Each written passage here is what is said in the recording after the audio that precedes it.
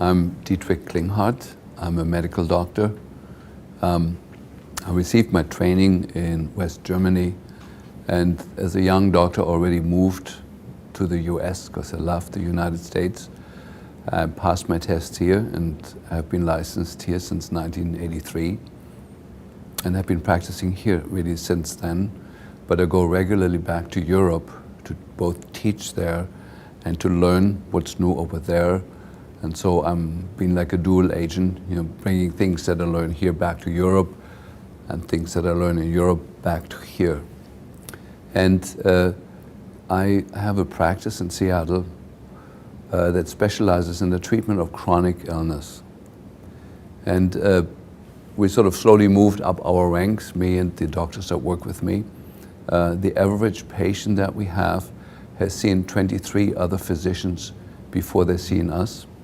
So we're sort of like, if you want, like a late stage of the journey that patients are on after they've maybe failed or have given up on other treatment modalities.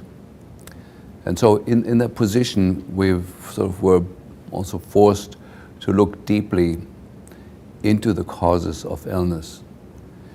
And the main thing that we discovered is that illness is not a static thing, that the foundational causes of illness are now quite different from what they were 30 years ago or 35 years ago or 40 years ago. I graduated in 1975 from medical school, and none of the things I've learned in medical school have prepared me for what we see now in the medical practice. I teach a lot of medical students that come through my practice, both from naturopathic schools and from traditional medical schools and osteopathic medical schools. And I am aware that the teaching in the medical schools to a large degree is lagging behind the evolution of illness. Like when I graduated from medical school, we didn't have a single lecture in those 5.5 years on chronic fatigue or on chronic pain. All the lectures were on acute pneumonia, on rare fatty acid disorders, which we never will see in our whole life as a physician. But the things that we encounter now every day, we didn't have a single lecture on. And unfortunately, that hasn't changed very much since then. So I want to just, from the beginning, kind of say from a medical perspective, there's kind of two kinds of illnesses. There is the illnesses that have a name, the traditional illnesses like diabetes or hypertension. There is fractures, and there is appendicitis. And then there is the much larger amount of illnesses that really go without a name, where the people feel they have lost their zest, they lost their enthusiasm, they lost their sex drive, they lost their joy, they don't dance anymore, they don't sing anymore. They're still living, but they're living sort of like a half-life. And our experience, of course, with the patients that we see is that every patient that we see is in that category. The main symptom, if I would put it in two words, is loss of zest. So it's not that people are suicidal, they just have lost the vibrancy of life, the color, the smells, the excitement, the sensuality of it. And we see that everywhere where we look, we see the same picture. I visit a lot of other colleagues and other practices, both here in the US, Canada, and in Europe, and see the same picture there. And so we, over the years, tried to distill down what is it really that has changed in illness and what is causing this strange state that we're in, that we're observing worldwide. And we really were able to distill it down to just a few factors. The main one being people have increasing numbers of chronic infections. We don't see the acute pneumonia very often or the acute staph infection. Yeah, those exist. They usually end up in the hospital, and the hospitals are doing a good job with the acute stuff. But chronic infections are even denied by the medical community that they exist. Chronic Lyme disease, chronic mycoplasma infections, chronic Epstein-Barr infections. They're given sort of like a side, there's sort of like a sideline in the teaching and medical community and are not giving their true place, because they seem to be active in almost everybody that we see. Chronic mold infection, chronic parasite infestation. Those things have been extremely rare when I graduated from medical school, and now it's our everyday discovery in our patients that are chronically ill that they have these things. And so when we look deeper, what is it that has changed in the last 15, 20 years that these chronic infections have become so prevalent? And what we discovered is very simple. It's the exposure to electromagnetic fields. The only thing that parallels the exponential increase in in chronic neurological illness, with the low-grade depression, the insomnia, the muscle aches and pains, and the fatigue, and the strange neurological symptoms with tingling, numbness, vibration in the body. That increases exponentially. The number of children to be diagnosed autistic doubles every 5 years now. There's no more an issue, well, are we overdiagnosing it? No, it doubles every 5 years. The only thing that parallels that increase is the increased exposure to man-made electromagnetic fields, largely in the high-frequency range. There's some exceptions that have also increased, but largely it's the high-frequency range from cell phone radiation, from the Tetra network that the police and other systems are using.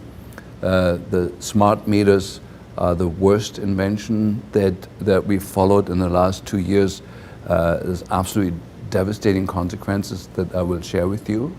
The only development that parallels the exponential increase that we observe in neurological disease is the exponential increase in exposure to man-made electromagnetic fields. So as a scientist, we don't have to look very far, but neurological disease, Parkinson's, MS, ALS, autism, learning disabilities in children, behavioral problem in children, that's all exploding exponentially.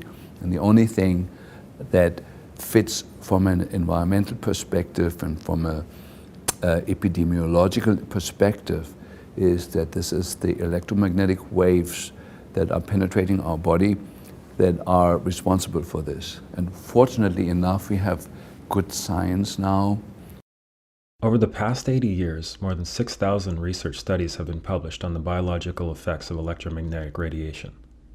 The majority of these studies have shown biological damage being done. Of the many more recent advances in research, one notable study was published earlier this year by the University of Athens. The results over an 8-month period showed 143 proteins in the mammalian brain were altered after exposure to either a mobile phone or a DECT phone base, including proteins which have already been linked to Alzheimer's, glioblastoma, stress, and metabolism.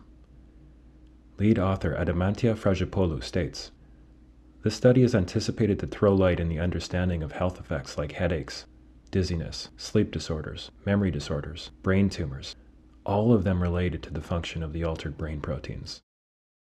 This permanently destroys and alters the manufacturing of these proteins, meaning it completely changes the human organism permanently. The DNA inside the cell is a booklet, an instruction booklet, how to make proteins. And we have about 120 to 200,000 different proteins that are in the cell or in the cell wall. The receptors, how the cell wall communicates with the outside environment is through proteins. And inside the cell, the manufacturing that each cell does of antibodies, of neuropeptides, of hormones, of cholesterol, of building blocks that the body needs to replace, used up body parts, that's all done by proteins. Even the physical structure of your body changes.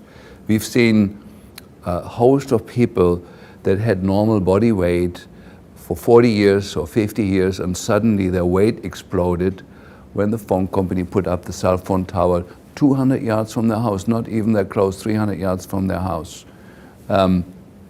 We've seen cancer rates shoot up the moment the network of cell phone towers was established in the house. We had a co-worker with us who had a son who was very, very sensitive to electromagnetic fields, and she lived here in Seattle, and he couldn't go to school because the schools at the time already had wireless installed in the schools, and he couldn't tolerate it. So she moved to Portland and then couldn't tolerate it there at all. Then moved over to Ashland, which claims itself to be one of the greenest cities in the world. And then when she Googled the cell phone towers next to the home that she had rented, she found that within 200 yards, she had over 90 cell phone installations that were broadcasting into her home, and her son was virtually going nuts. And then she moved out in the country, decided on homeschooling, and the boy's been doing well ever since.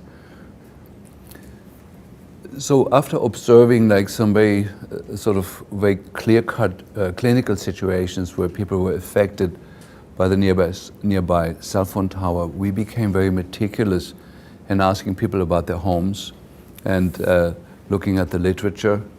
I got certified in building biology, which is the sort of science in Germany that governs these issues, where we learn how to use different instruments to measure these phenomena in the house. And the first thing that we noticed is that the most important time in the day when we are vulnerable to the influence of incoming cell phone radiation is the nighttime, when the parasympathetic nervous system is active and the sympathetics are withdrawing. That's when the damage is done, most of the damage is done. And so we moved very quickly in telling all our patients a set of instructions. So our patients have to turn off all the fuses at night. That decreases a phenomenon called body voltage, and I think I don't have to go into that. It's probably explained in another part of the video. We have people have to get rid of their cordless phones, because the cordless phones broadcast a signal 24 hours a day into the rooms wherever the person can walk and have reception. That is a very devastating radiation that was also tested in this Greek study that I just mentioned. It destroys the same number of proteins that the incoming cell phone radiation does from the outside, the cordless phone at home. So since 6 or 7 years, my patients are not allowed to have a cordless phone in the house. They have to go to Radio Shack, spend $25 for a corded phone, and that solves it. Then the last step that we do, that every patient gets to measure with the instrument from Gigahertz Solutions that we use, measure the density of microwave radiation in the bed location. That's measured in microwatts per square meter. And if that number, for me, if the number is over 5, it's an unacceptable sleeping location. First of all, we look in the house. If you find a location, there's eddies, we call that. There's turbulences created in the house where often you find a location where the reading is low. If you don't, the person need to use protection in the house. And there's 2 ways of doing that. One is a wall paint that contains graphite fiber, carbon fiber, and conductive particles that creates a Faraday cage in the bedroom. It's a pitch black paint that's put over other paint, and over that you can paint normal paint, and then that paint itself has to be grounded with a wire into the earth. And the windows are covered with curtains that use a silver-coated cloth that reflects the incoming cell phone radiation to the outside. And with that, in general, it's possible. Every place that we've looked at so far to bring the radiation down to the level where it's acceptable. Now, I want to roll this forward to the clinical picture. Half my practice is the treatment of autistic children. And we realized very quickly when we did this that there's 2 kinds of autistic kids, the ones that recover and the ones that don't recover. And the ones that recover are the ones that follow exactly this set of instructions. It is hardly done with the vitamins and with the other things that we do, with the behavioral therapies. They have a minor effect on it. The moment we protect the sleeping location of the child, the autistic children are recovering.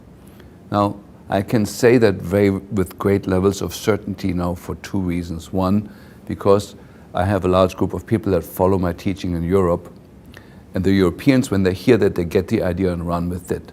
In America, unfortunately, especially the husbands have become a huge obstacle to this. most American men never had more than 1 year of physics in school and simply do not have the understanding, but they have strong opinions without ever having understood physics. They have strong opinions about it, that this possibly cannot be true, because if it would be true and dangerous, the government would have done something. Well, you make up your own opinion after watching this film. So what we did then is a study where we took 10 autistic children and went back to the sleeping location where the mother was when she was pregnant with that child, and compared it with the sleeping location of a mother that gave birth to healthy children. We had 10 mothers in that group, 10 mothers in this group, and in the group of the autistic children, we found that the measurements that we got for the microwave exposure in the sleeping location of where the mother was when she was pregnant with her child was elevated compared to the group of children that were normal.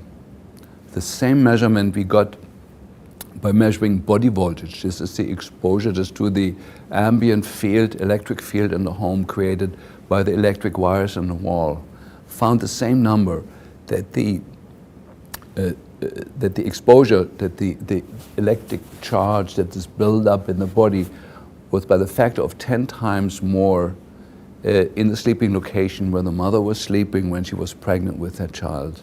And with that, the exposure to man-made electromagnetic fields has become the first factor that could be isolated ever in autism that could predict autism. I can go to the home of a pregnant mother now, take those measurements, and give her a reasonable assessment what her chances are to give birth to a child that will later be diagnosed as autistic. Now, as you can imagine, I was not able to publish the study. Nobody was interested. It was 10 children was too small a group to say something, even though the differences are so dramatic that even the 10 children led to a huge statistical difference. But I wasn't able to publish it because of the special interests that are now have found their way into the medical journals and the peer-reviewed journals. I think it's important to say that now the communications industry has become the largest lobbying industry in politics, larger than big pharma. In fact, by a factor of 3 times more powerful than the pharmaceutical industry, which used to be the most powerful arm, bending the decisions in Washington and in all Western governments for that purpose. So we weren't surprised when I wasn't able to publish these data, but it made us even more aware of the fact that we need what is called preconception healthcare. If somebody is planning on becoming pregnant, moms and dads need to know this information, that they have to protect the sleeping location of the mother from these fields that are absolutely tweaking the epigenome and the genes of the fetus that grows in there, predicting that this child will never reach its true genetic potential later in life because these early exposures.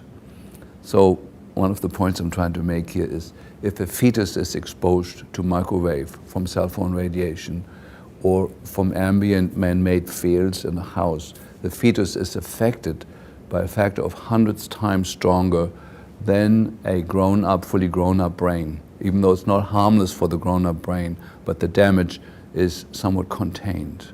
So we have what I call nighttime technologies to protect people, which is the most important time.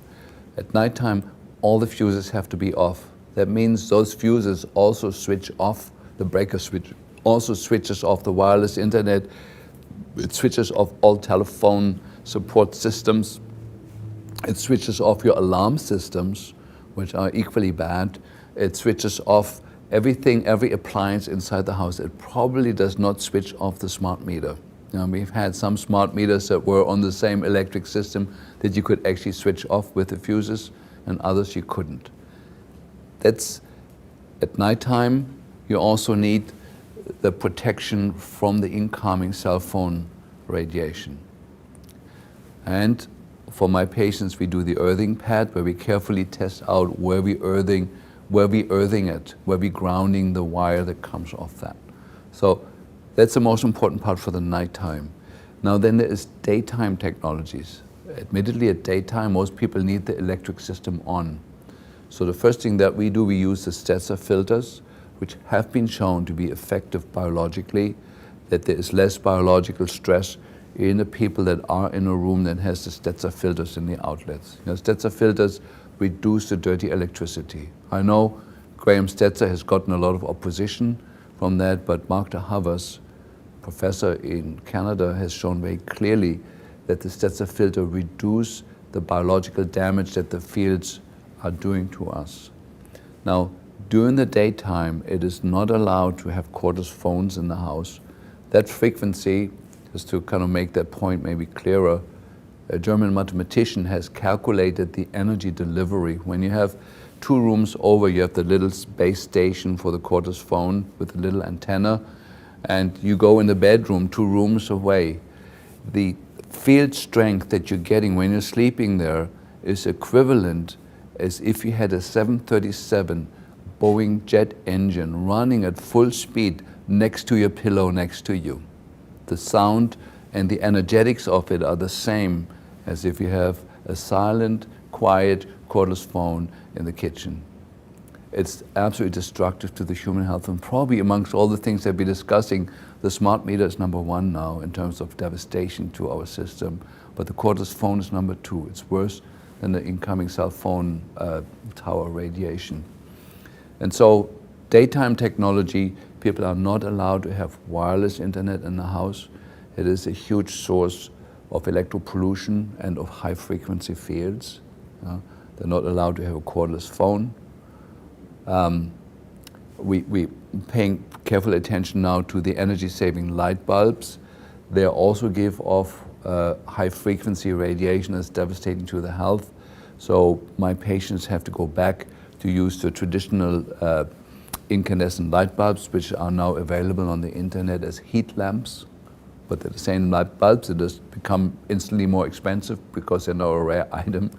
Or they have to pay more money and get LED lights into the house. But as a daytime technology, the new energy-saving light bulbs, the compact fluorescent lights, are a completely unacceptable technology.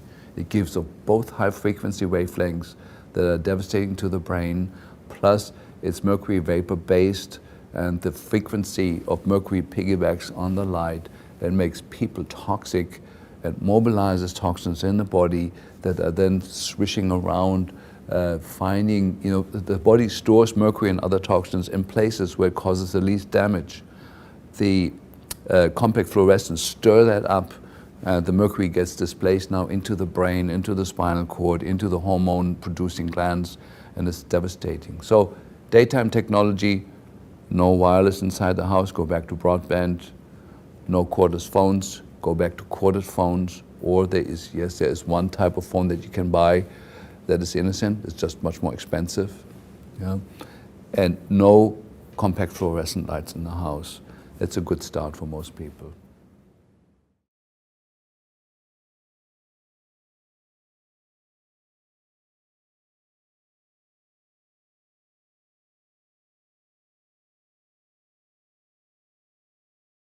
And then the smart meters came along.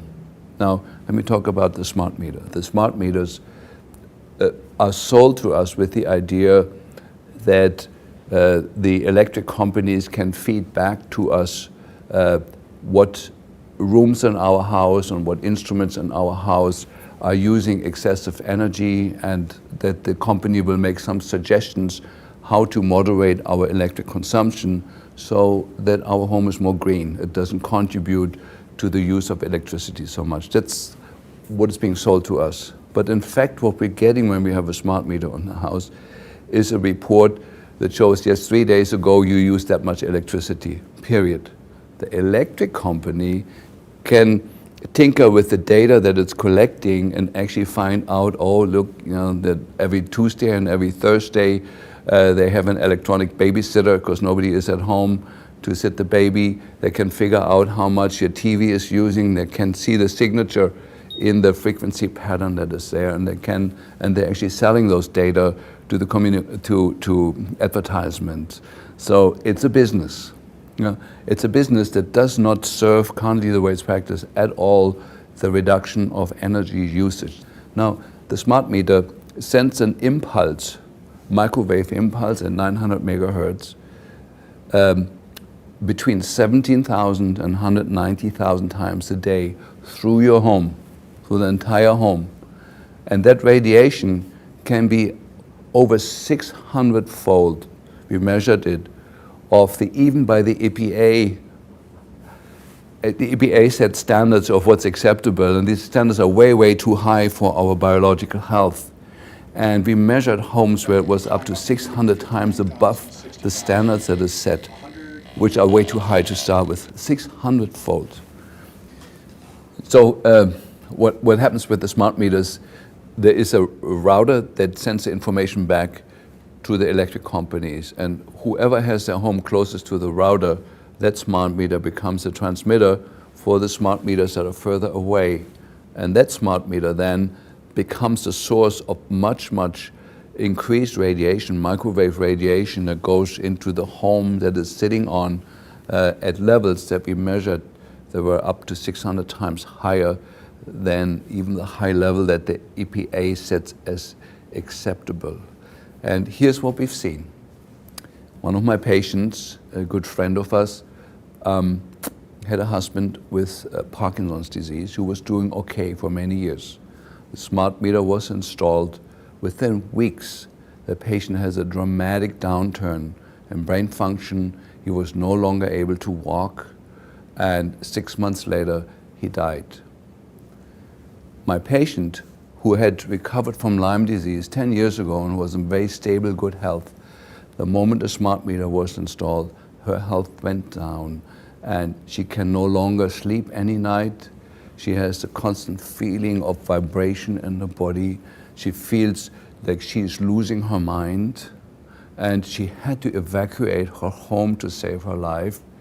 She moved back in with family members. She has a beautiful home here in Mercer Island in Seattle, in the richest, wealthiest area, in a home that she can no longer live since the smart meter is there. Now we're trying, me as a physician, I try to explain to the electric company that, that they're destroying the health of the patient. The electric company, of course, tells us, well, there is no laws overseeing the electric company is completely given free rein. As far as we know, the smart meters were never studied for the safety for humans. It's a technology done by private companies. These electric companies are private companies that have the right to install this on your house, destroy your health, and there's no accountability at all for it.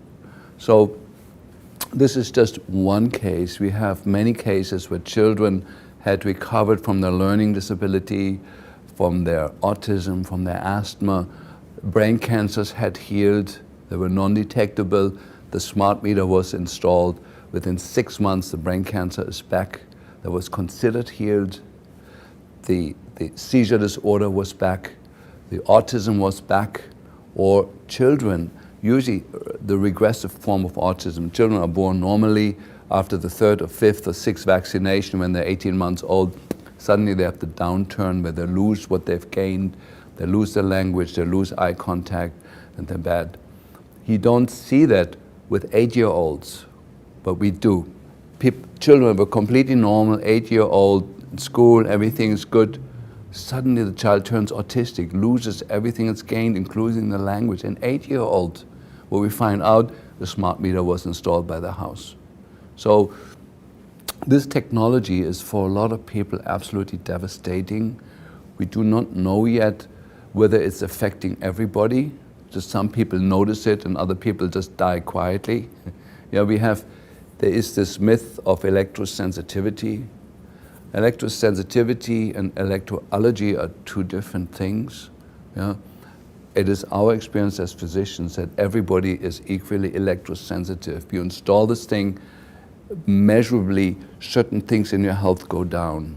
We're tracking now, I'll say it here on TV, certain sensitive parameters of it. One is an inflammatory marker called TGF-beta-1, goes way, way up as soon as the smart meter is installed. The MMP9, that's the metalloproteinases, go way, way up. These are inflammatory markers.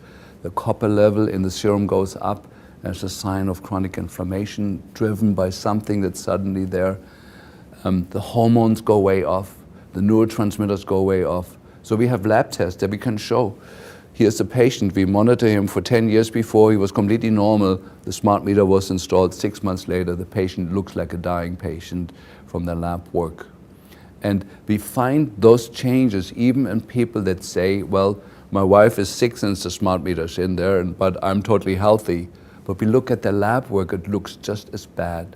So some people have an awareness of health and goodness in them, and other people don't.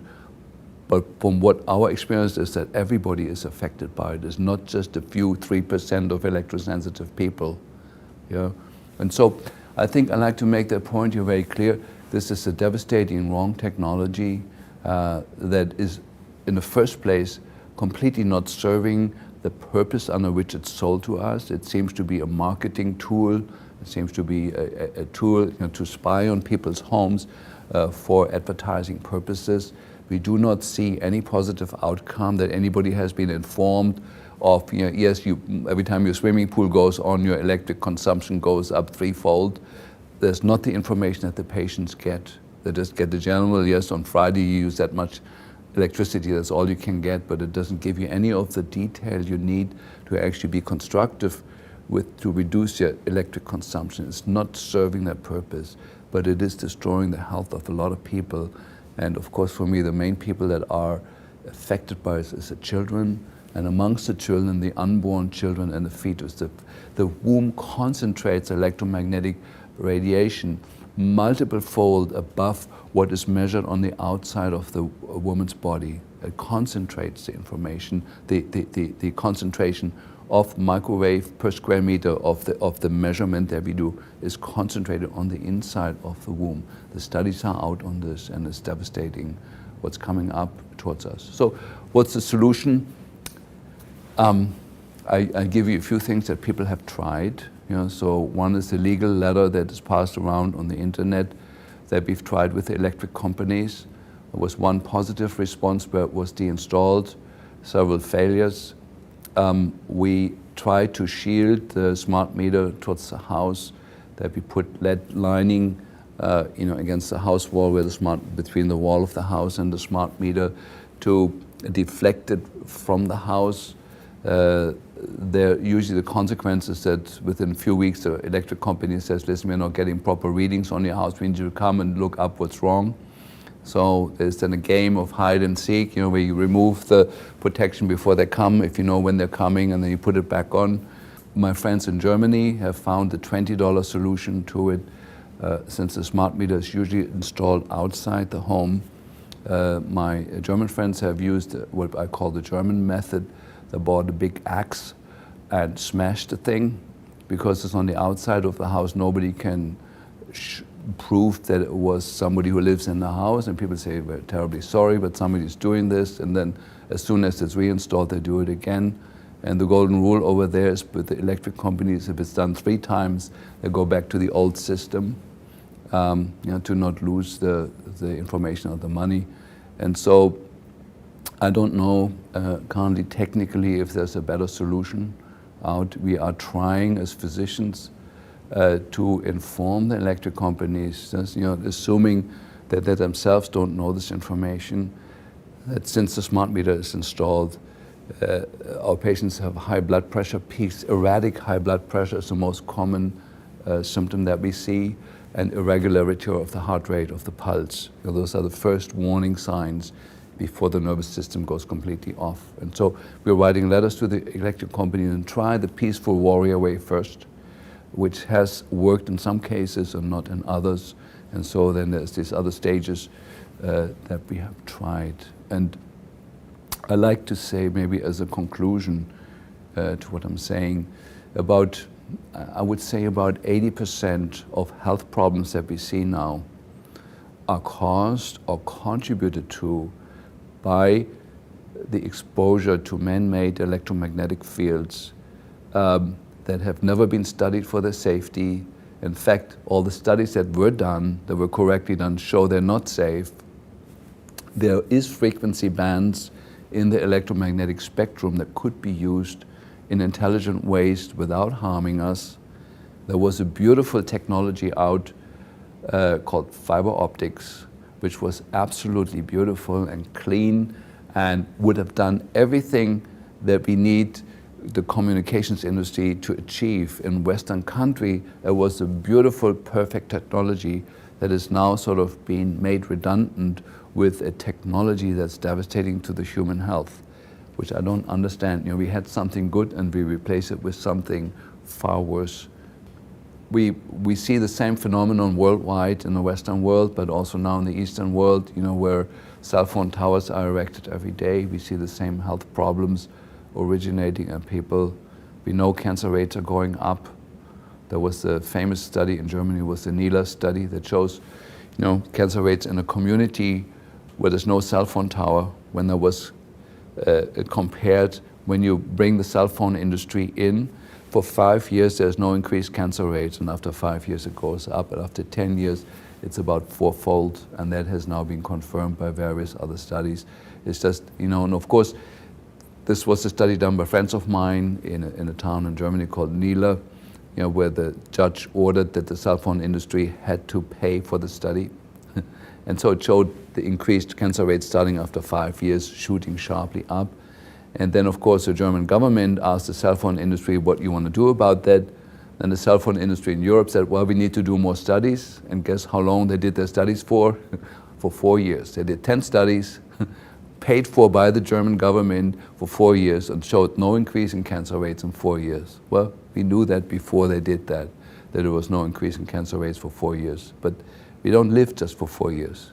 You know, some of us live even up to 40 or 50, maybe even 80. And so it's a sad story of our time. You know, my parents had the Second World War and Adolf Hitler to deal with. You know, we have this issue as the big issue of our time. You know, the toxicity issue that was from the 50s to the 90s, and many of us fought the battles on that. I was involved in the amalgam war. You know, it was called the Third Amalgam War, you know, trying to get mercury fillings out of the teeth of people. We were largely successful on those fronts, but sneaking up on us was the communications industry, using wavelengths and using methods that are unnecessary, unhealthy, dangerous, and are simply driven by greed. They're not driven by any intelligence. You know? And we can have, everybody can have their computer and they can have their cell phone, and there is safe ways of doing that, but it's not what we're doing currently. Yeah, so here's something people could do prophylactically. Those of you where the smart meter has not been installed. So typically the way that happens is while you're out at work, the electric company comes and puts a smart meter on the outside of your house. And to prevent that, you can Google the word smart meter lock, where you put a lock around the place where the smart meter would be installed, and you can put a lock around that so nobody can come and sneak up on you and put it there. And at the same time, you send a registered letter to the utility company, say that you're requesting not to have that installed because there's somebody in the house who is highly electrosensitive, who has been shown to have severe, devastating health effects by being exposed to the 900 megahertz wavelength range. And that has been successful. The individual differences of people being highly electrosensitive towards, on the other end of the spectrum, people that are less sensitive, is explained by the antenna function of the human body. It's the composition of minerals, the density of minerals, electrolytes, the water content of the system, even the body size. You know, it's been shown that people that have bigger bodies tend to be more electrosensitive. You know, the smaller people are, the less likely they are going on reception to these phenomena. So larger people, funny enough, are more affected than smaller people. So most of the most severe allergic and electrosensitive people that I've seen were large people. And so the primary strategy for us has been for the last 20 years to move people out of that, to detox them for heavy metals, to reduce the amount of mercury, lead, nickel, cadmium that's in the bone marrow and in the fascial membranes and in the connective tissue, to remove as much of that as possible. And that has been very, very successful as a strategy. And then there's a part number two, the shielding of the electric wiring in the body is the myelin sheath around the nerves. And that is greatly, greatly diminished in chronic infections, especially in Lyme disease. You know, there is the surface of the Lyme spirochetes has the same surface markers as the myelin. And so when the immune system looks for the Lyme spirochetes, it also attacks your own myelin and nibbles away on it. And so the insulation wears thin, and the chronic Lyme patients are the same as electrosensitive people. So if somebody watches this video and you're highly electrosensitive, please have yourself be checked out for Lyme disease. You know, most likely you are positive. The treatment is to first treat the chronic infection successfully, but then it's to rebuild the myelin is the second step that needs to be done by giving the people, you know, amino acid IVs, and there's a whole host of other strategies that goes beyond this video to rebuild the myelin, to rebuild the insulation that you naturally have. You know? So it's a three-step protocol: detox the metals, to reduce the antenna function, to increase the insulation, which is a two-step process by treating chronic infections, and then by repairing the myelin. You know? And that has been our strategy.